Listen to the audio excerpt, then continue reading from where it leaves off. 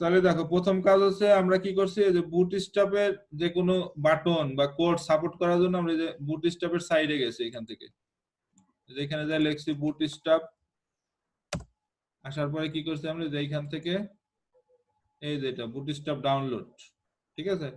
Download করার পরে আমাদের একটা জিপ ফাইল আসে, এই যে বুটস্ট্র্যাপ ডাউনলোডের পরে আবার এখানে ডাউনলোড, আমাদের কিছু কোড আসবে, এখান থেকে আমরা শুধু এই কোডটারে আনজিপ করে আমরা শুধু বুটস্ট্র্যাপের যে ফাইলটা লাগবে আমাদের সিএসএস ফাইলটা নিয়ে আসছি, দেখাই দিতেছি পুরোটি। ডাউনলোডে করা আছে, কালকে আমরা নামাইছিলাম আরেকটা, এই যে এটা, ঠিক আছে। এটা এই যে আনজিপ করার পরে এরকম হয়েছে, এই কি আছে যে সিএসএস ডট মিন এটারে রাখছি শুধু, বাকি অনেকগুলো ছিল, আমরা আজকেরটা যদি দেখি নামা হয়ে গেছে, এতক্ষণ নামে গেছে। এটারে যদি আমরা আনজিপ করি, ওয়ান নামে আছে, ফাইল থাকবে অনেকগুলো। দেখো এটার মধ্যে বিভিন্ন সাপোর্টিং ফাইল থাকে, বুটস্ট্র্যাপ অমুক বুটস্ট্র্যাপ অমুক, ওইখান থেকে শুধু আমরা যেটা ডট সিএসএস আছে ওইটা নিচ্ছি শুধু। স্যার উইনার দিয়ে জিপ ফাইল বানানোর সুবিধা কি স্যার? এমনি তো ফাইল কোনো মিসিং থাকে না, এই যে এরকম দেখছো এতগুলা ফাইল ছিল, আমরা কোনো কিছুই রাখবো না, সব ডিলিট করে দেবো।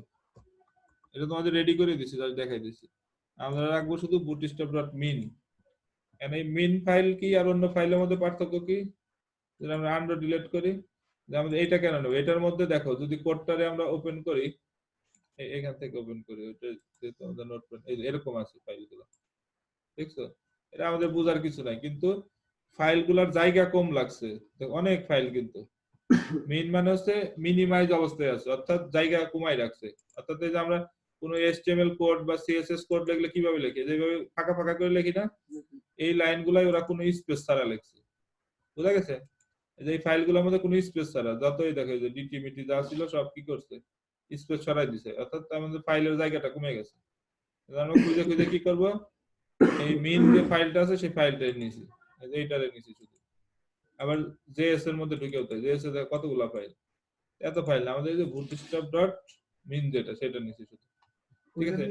এই দুইটা ফাইল আমরা যেখান থেকে কপি করে আমাদের প্রজেক্ট ফাইলে যায় ওইখানে পেস্ট করে দিছি। প্রজেক্ট কোথায় আছে আমাদের, এই যে এখানে আছে, ওইখানে যায় খালি কপি করে দিছি, জ্যাঙ্গো প্রজেক্ট যে ছিল এই যে এখানে, ঠিক আছে। মাইসেলফ কোর স্ট্যাটিক কোর, এই যে এখানে পেস্ট, ঠিক আছে, আছে তো। তো ওইভাবে দুইটা ফাইল আমরা অ্যাড করছি, লিংক করা লাগবে, আমাদের একটা গেল, হ্যাঁ লিংক তো করা লাগবে, আমাদের একটা গেল বুটস্ট্র্যাপ, আর একটা আনছি কি আমরা এই যে ইসের জন্য, এই যে জেএস, যে বুটস্ট্র্যাপ min.js ওটা আনছি। আরো দুইটা আছে কি, একটা হলো jQuery.js আর হলো popper.js।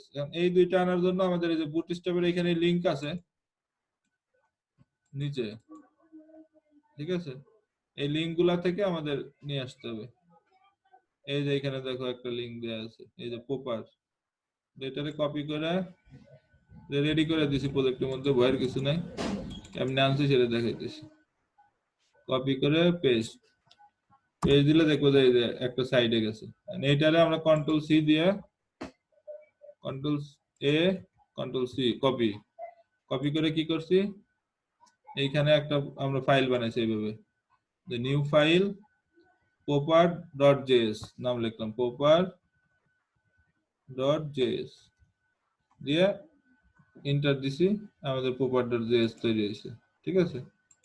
যেটা আছে এটা ইয়ে করে দিলাম, তিনটা পেজ, এই যে এটা, এন্ড এইখানে তারপর কন্ট্রোল ভি দিছি, এটা চলে আসছে, এসে সেভ করে দিছি, ঠিক আছে।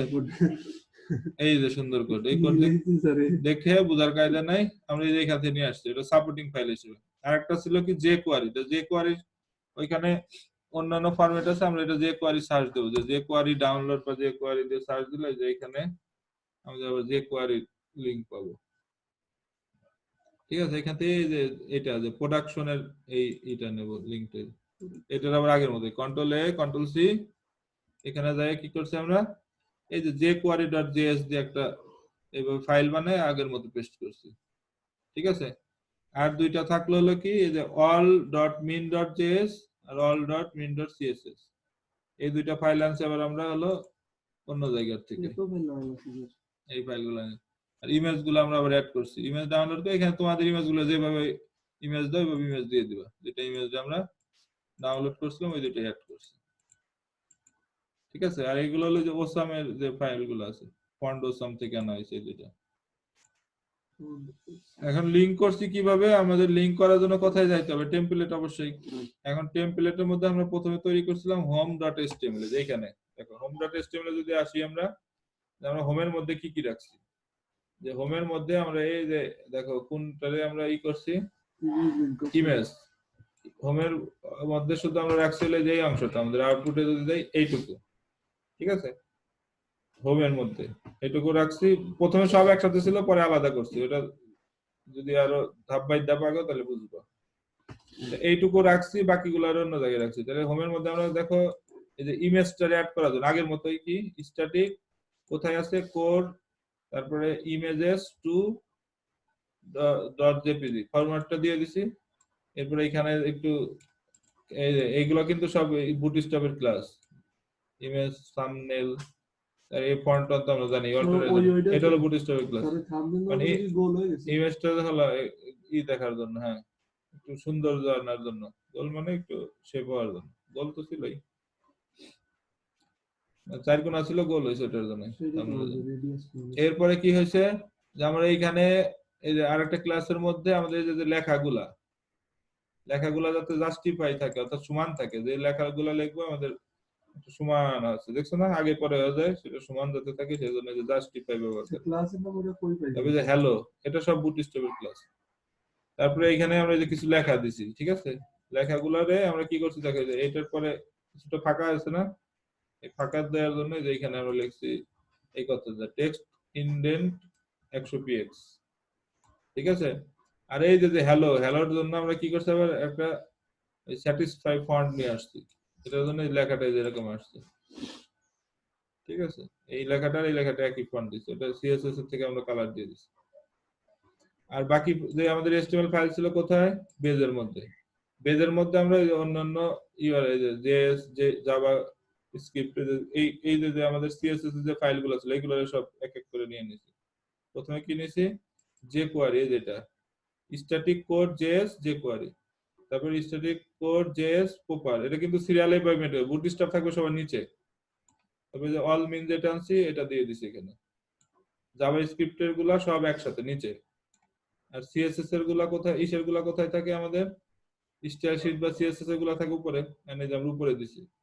কোরের মধ্যে কি ছিল, সিএসএস এর মধ্যে একটা ছিল অল মিন, একটা বুটস্ট্র্যাপ, একটা আমাদের তৈরি ফাইল code.css, এটার আমরা যে আজকে ইসের মধ্যে রাখছি, স্টেটমেন্ট শিখলাম না, আরেকটা ছিল আমাদের ব্লকের মধ্যে রেখে দিয়েছি। অর্থাৎ এই অংশটা অ্যাক্টিভ হবে হলো তখন যখন আমরা এটারে এইভাবে কল করব, ব্লক আকারে, এখানে ব্লক দিছি, ঠিক আছে। এইখানে দেখো যে তিনটা বোঝার জিনিস আছে, একটা হলো যে আমাদের লোড স্ট্যাটিক আগে ছিলই, লোড স্ট্যাটিক ছিল না, এটা তো আমরা কি করতাম যে স্ট্যাটিক কোনো ফাইল অর্থাৎ ইমেজ বা সিএসএস বা এখন জাভা স্ক্রিপ্ট এইগুলারে যদি আমরা এইচটিএমএল এ ব্যবহার করতে চাই তখন কি করি, লোড স্ট্যাটিক ব্যবহার করি। আর একটা হচ্ছে যে আমাদের দেখো যে আগে সাইটটা দেখো যে এইগুলারে আমরা বলতেছি কি এটা একটা আমার সাইড বার, তাই না, এটা হচ্ছে আমার মেন কন্টেন্ট, মানে আমার মূল পেজ হলো এটা, এই সাইড বারটা আমরা উপর দিয়ে রাখতে পারতাম, আমরা পাশে রাখছি, মানে একটা পেজ দিয়ে দুই ভাগ করছি। তাই আমরা কি করছি কাজ অনুযায়ী এটা একটা বানাইলাম সাইড বার, একটা বানাইলাম মূল পেজ, এই দুটো হলো আমাদের বাটন, ঠিক আছে। আর ক্লিক কি করলে দেখো কালারও চেঞ্জ হবে, এগুলোরও কালার চেঞ্জ হবে আস্তে আস্তে। এখন আমাদের সাইড বার মেন কন্টেন্ট এই অনুযায়ী আমরা কি করছি, পেজটা আলাদা করে ফেলছি। তাহলে আমাদের দেখো সাইড বারের মধ্যে শুধু সাইড বারের যে লিংক গুলো ছিল এটা নিয়ে নিছি, আমাদের তিনটা এস্টিমেট থাকে। সাইড বারের মধ্যে কি ছিল, হোম, সার্ভিস, স্কিল, কন্টাক্ট। কিন্তু এই সাইড বারটা তো আমাদের প্রত্যেকটা পেজেই দরকার না, যে চারটা পাঁচটা যত পেজে থাক এই লিংকটা আমাদের সব পেজেই দরকার না। এজন্য কি করছি আমরা দেখো এই যে সাইড বার ছিল এই পেজটারে অন্য পেজে দেখানোর জন্য এই কোডটা পুরাটাই তো আমার লেখা দরকার। তা না করে কি করছে আমাদের শর্টকাট নিয়ম হলো যে নিয়মগুলো বলছিলাম যে এক কথা বারবার না লিখে দেখো, এটার কোনো HTML CSS নাই, আছে HTML ফাইল কিন্তু কি লিখি নাই আমরা, ডক টাইপ HTML লিখি নাই, HTML লিখি নাই, কিন্তু এগুলা বডি, কোন বডি টডি লেখা আছে, এটা কিন্তু একটা পেজের হলো আমরা একটা অংশ বানাই রাখছি, বুঝা গেছে?